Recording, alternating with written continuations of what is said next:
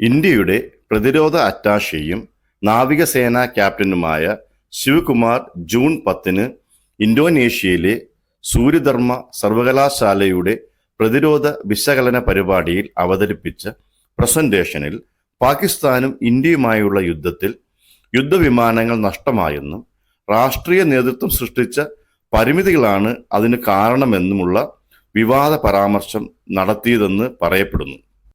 ഇത് സംബന്ധിച്ച വാർത്ത പങ്കുവച്ച് കോൺഗ്രസ് ജനറൽ സെക്രട്ടറി ജയറാം രമേശും മാധ്യമ വിഭാഗം മേധാവി പവൻ വേരയുമാണ് വിമർശനങ്ങൾ ഉന്നയിച്ചത്.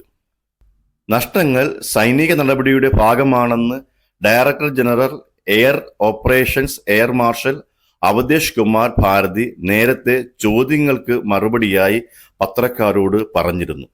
പിന്നീട് chief of defence staff general Anil Chauhan സിംഗപ്പൂരിൽ TV ചാനലിൽ നടത്തിയ അഭിമുഖത്തിൽ യുദ്ധവിമാനം നഷ്ടമായെന്നും പരോക്ഷമായി സമ്മതിച്ചു. അതിന് പിന്നാലെയാണ് അറ്റാഷെയുടെ നേരിട്ടുള്ള വെളിപ്പെടുത്തൽ. ഇന്ത്യയുടെ യുദ്ധവിമാനങ്ങൾ വീഴ്ത്തിയെന്ന് നേരത്തെ പാകിസ്ഥാൻ അവകാശപ്പെട്ടിരുന്നു.